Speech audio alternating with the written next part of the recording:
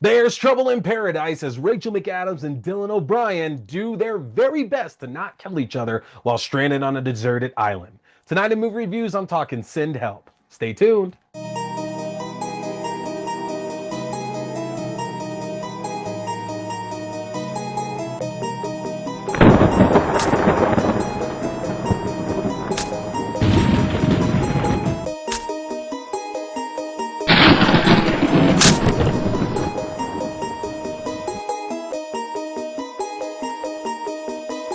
What's going on, everybody? Welcome to the show. I appreciate you tuning in for another brand new review. Tonight, we are talking Sam Raimi's first horror flick in 16 years. That's right. Drag Me to Hell was all the way back in 2009, and y'all, you have an actual chance to go and catch some new Sam Raimi horror in theaters right now.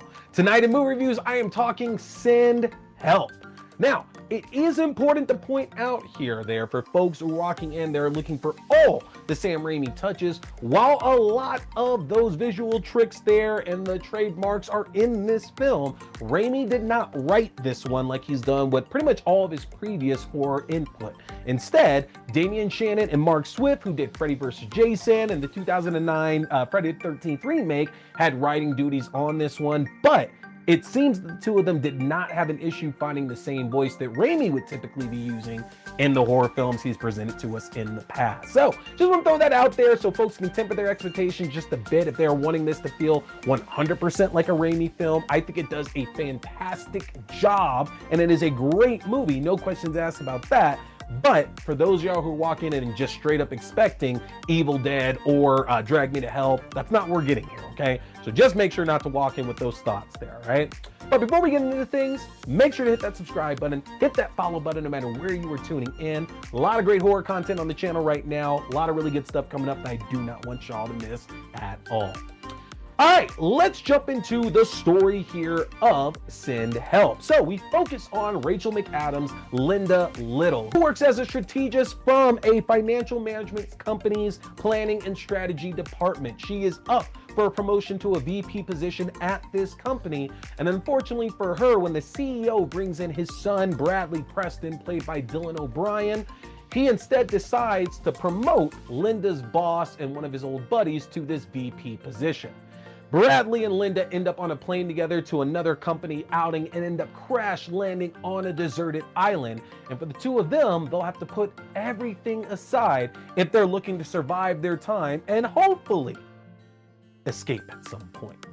A very, very simple story here, and without question, when you walk out of this, I know that there's going to be people who are obviously thinking of Castaway, obviously, 6 Days, 7 Nights to a lesser extent, and one that I'm going to bring completely out of left field that'll make a little bit more sense as we talk more about these characters.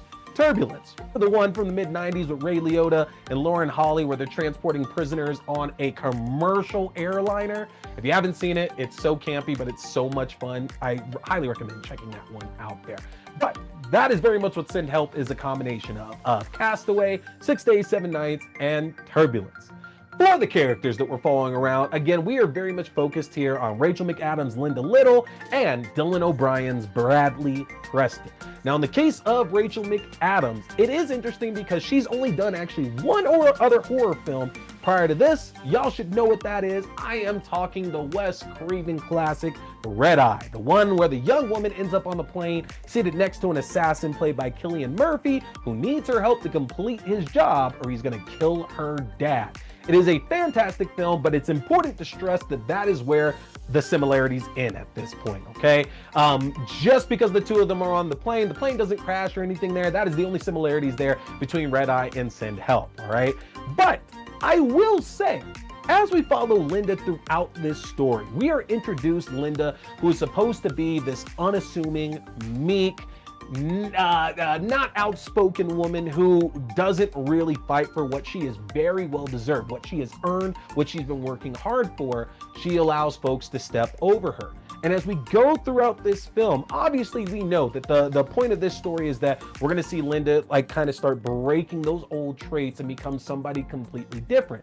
And one of the biggest tells of that is that earlier on we get to see that she's a huge Survivor fan, which she's made fun of But as we've seen the trailer, and we know what's going to end up happening to Linda and Bradley, we can already expect that these skills are going to be tantamount to the two of them surviving and actually being able to stay alive one day longer than they would have been without that. And that's part of Linda's transformation in this. And McAdams does so great here in the role because she excels as playing Linda when she can't really speak up for herself and she's not in a position to really show that she can do all these different things. But once she gets to the island, it is like Linda becomes a completely different person. She's in her element. She is living Survivor for real. There are no bosses. There's nobody to make fun of her appearance. Nobody cares about that appearance at all. She's there to survive, and she has somebody who is very much relying on her so he can survive as well too. So we see Linda begin to gain all this strength, and that's no different from what we see McAdams do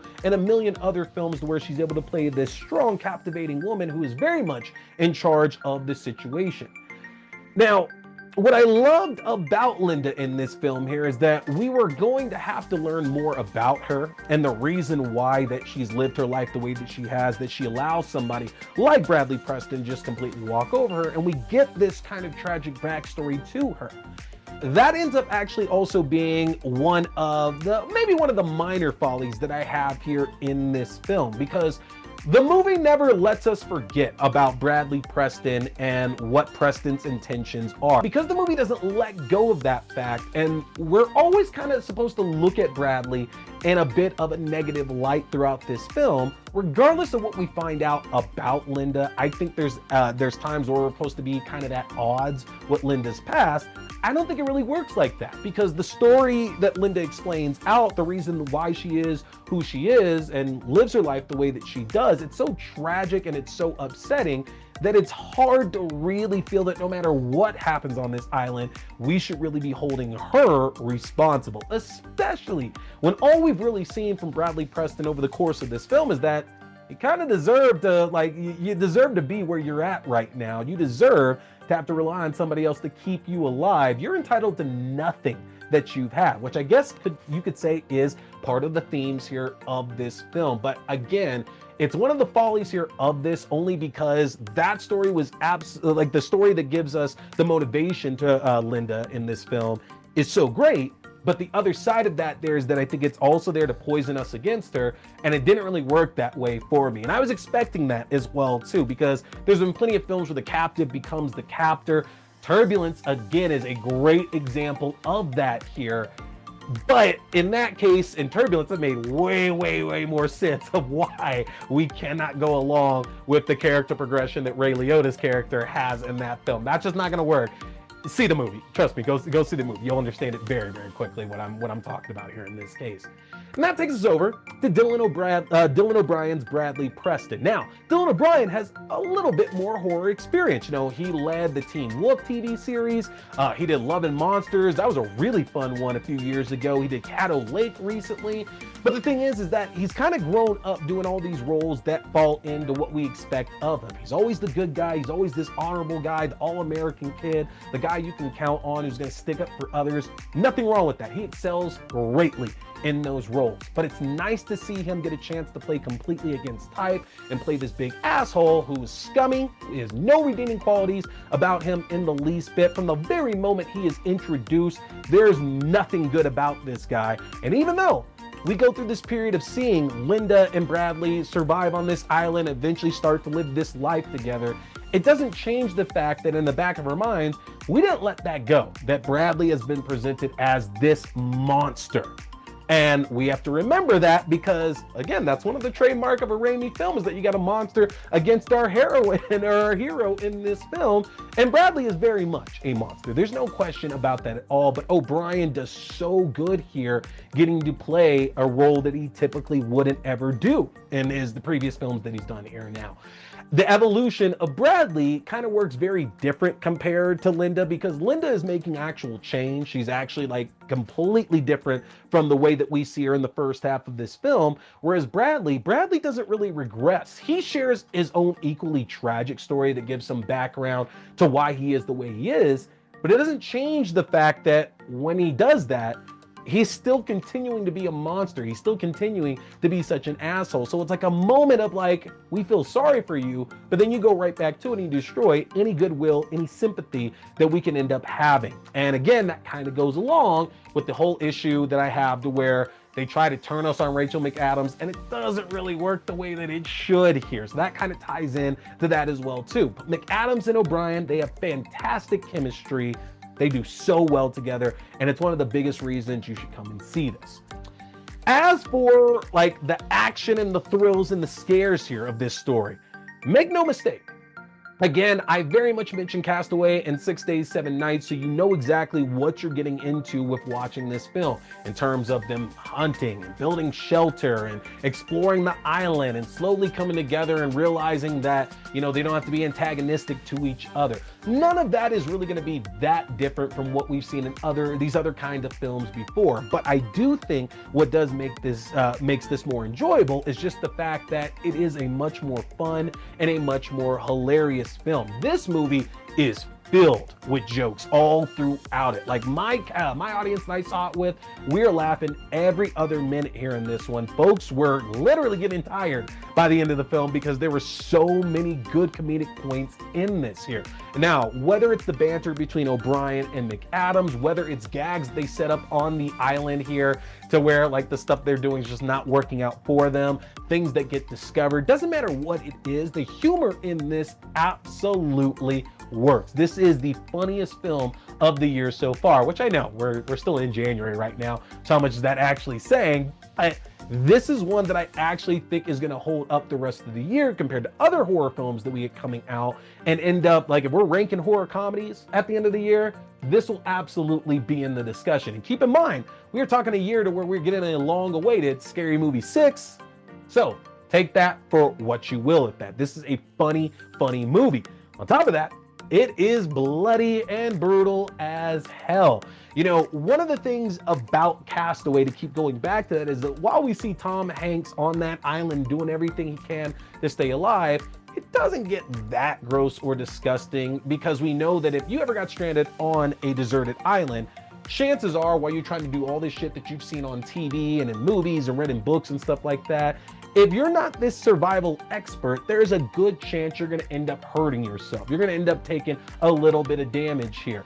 And some of that definitely happens here in this, but there are other scenes here with this one that just go completely off the rails, including a very disgusting scene between Linda and a wild boar that she manages to find on the island. Y'all, again, it's one of the funniest scenes in the film, but is also the bloodiest and goriest scene in the film too. So take that into consideration as you go in. Like, everybody around me, eyes closed, like none of that, because of how bloody it ultimately ended up being. And there's some really brutal fight scenes in this one as well too. We're seeing eyes get gouged out, folks get cut, scalps getting ripped out. Like, it gets brutal at certain points. So it doesn't shy away from it. You know, the kind of violence and action that we've expected to see in Raimi's previous films are still very much evident here. And it's kind of hard to not think of some of those scenes in Drag Me to Hell watching Send Help as well. So in the kind of earlier parts of that film, there's some hilarious, scary and brutal fight scenes between our lead character, Christine, played by Alison Lohman, and Mrs. Ganush, played by Lorna Raver, who kind of sets everything into motion. If you haven't seen those fight scenes, highly recommend it, again, because they skirt the line of hilarity, action, and comedy, hilarity, action, and horror very well throughout that. And that ends up coming up, I feel, a few times here in Send Help. It was hard not to see when action was going down, the same kind of camera shots, camera cuts, the way it's shot and edited together seemed very reminiscent of Drag Me to Hell. And I'm purposely saying that because on top of that, we still get the trademark Raimi like close-up shots that we've gotten like in the Evil Dead films, we've seen in Drag Me to Hell. He even used it in Doctor Strange in the Multiverse of Madness. We get that as well too. And on top of that, there's a Deadite in the film. I shit you not. I shit you not. And y'all can talk about it in the comment section once you check this one out there. I fully believe, you can say what you want, that is a Deadite. That is a good callback there, whether you want to say that or not. we get a lot of Sam Raimi tricks here in this one, and they are effective. There's a couple of jump scares that work really, really well. I will say, there isn't that overall existential feeling of dread. There is not that gloomy feeling over the entire film that we have with Raimi's other horror projects. And that's not necessarily a bad thing. I think part of the reason why we get that is that the movie is mostly set during the daytime. And I've talked about on the show before, I don't think daytime immediately cancels out movies from being scary, but this is very much a horror comedy, and when you combine the comedic elements with the daytime setting, it is kind of hard to have that same kind of feeling that you're going to have watching Raimi's other horror films in there. So there are some good scares in this one for sure, but as a whole, again, you're not going to have that feeling of dread and that it's just slowly getting scarier and scarier and creepier as the film keeps going on. That being said, though, this is a really, really good film. My issues with it ultimately, again, come down to very small plot points that I felt was the writers trying to turn us against our lead character and just not doing a great job with that. But if that is the worst thing that they've done here in this film, because I can't really name a lot of other things that I wasn't happy about with this one, that means this ends up being a pretty big, successful horror flick at that point. So, with that being said here, y'all, Send Help is definitely one that you should go out and see. You should see it opening weekend. You should absolutely go and see it with an audience.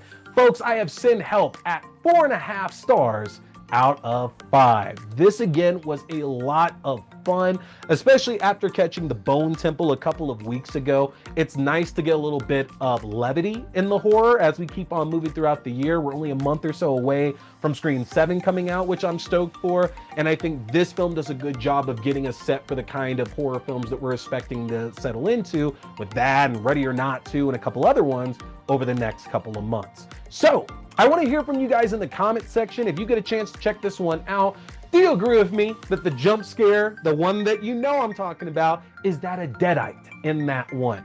What do you think about Raimi's previous horror film 16 years ago, Drag Me to Hell? What about the fact that Raimi announced that we are getting a new Darkman film? We are rebooting that franchise. There's a lot going on with that right now. Let me hear from y'all in the comment section. Excited to talk some horror with all of you. And of course, make sure to get subscribed to my channels. The best way to do that is my Linktree, linktr.ee/tscarymovie. That'll give you access to the YouTube, all the podcasting pages, Letterboxd for reviews and rankings, TikTok for short horror videos, my Twitch for gaming, and my Fangoria shop page where you can enjoy my discount.